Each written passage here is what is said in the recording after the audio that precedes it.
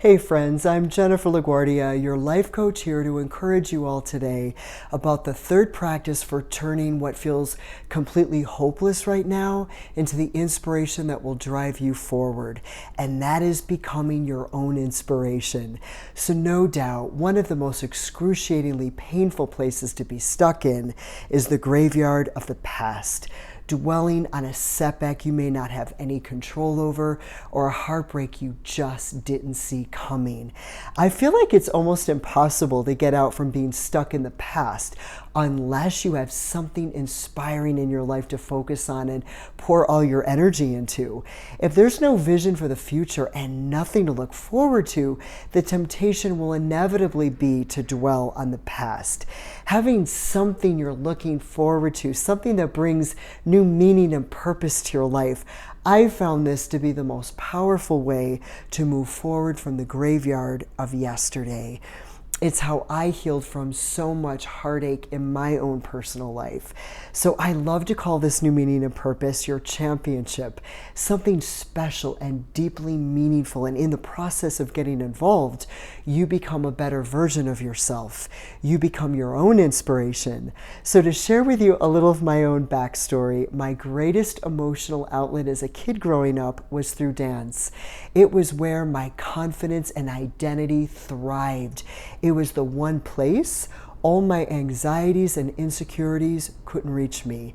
And the feeling of connecting with people in the audience emotionally through dance was such a high for me, I was completely addicted. My dad and I would watch ballroom dance competitions on TV, and I was completely mesmerized. It was my ultimate dream to become a dancer. But it wasn't until many years later that I began my journey into the world of competitive ballroom dance.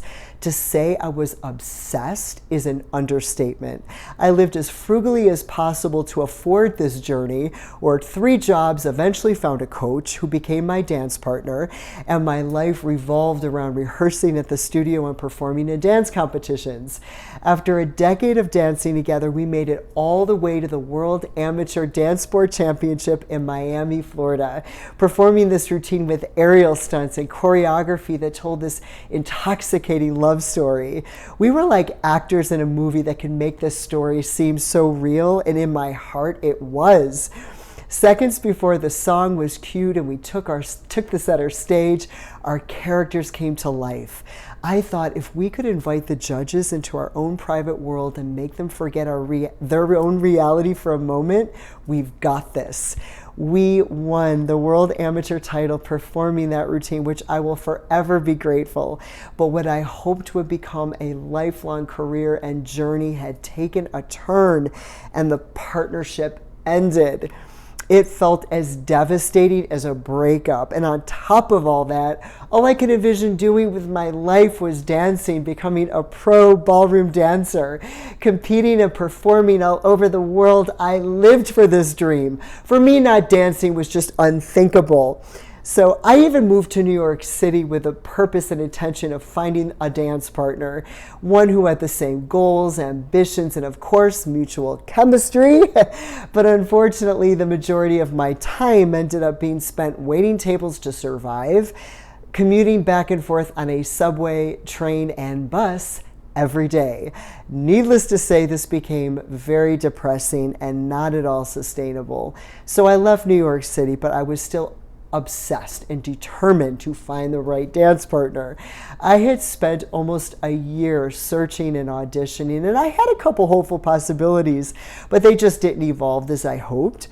I'm not one that gives up by any stretch, but for the longest time, I had this deep sense that maybe space was being created in my life for something different, because it just didn't make sense why this wasn't working out. I'm an easygoing person. I've never been difficult to work with, I promise.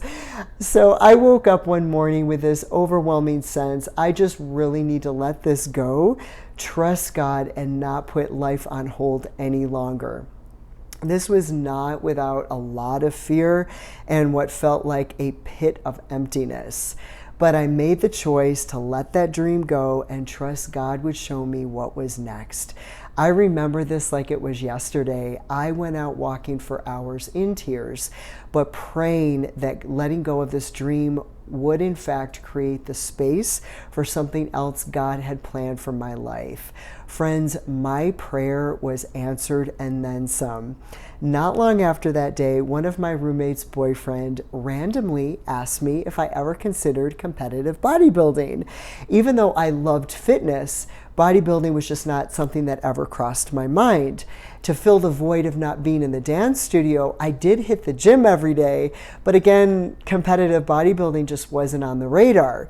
So when he mentioned his sister was a physique competitor, it sparked my curiosity, and I researched online all that night about competitive bodybuilding.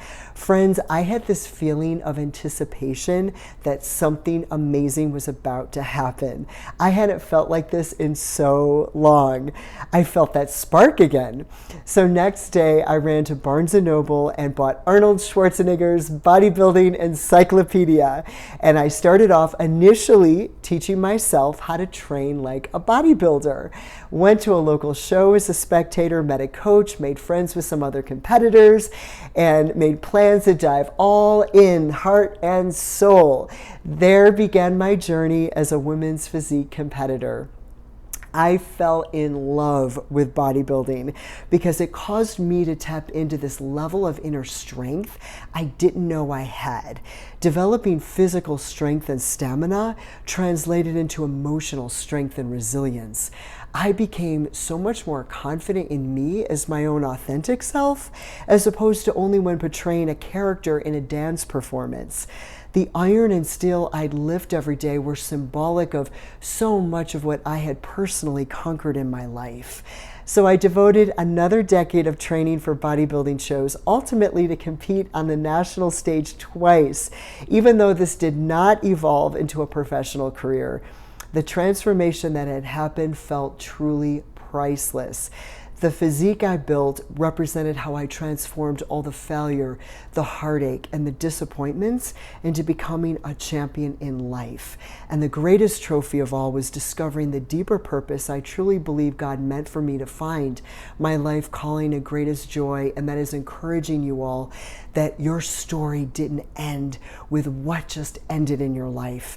This is your beautiful new beginning, your chance at an epic comeback. Whatever you decide your new championship is going to be, whatever inspiring thing you decide to pour your energy into, be on a mission. Get involved in something you're passionate about, or at least curious about exploring.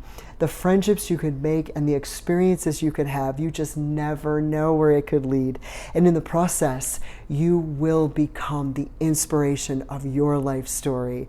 I love you guys. Thank you so much for spending these few minutes with me. I would love to be an encouraging voice along your journey. So please visit my podcast on Apple Music, Spotify, Amazon Music, or my YouTube channel, and subscribe to Awakening Hope with Jennifer LaGuardia. God infinitely bless you all and all those you hold close to your heart.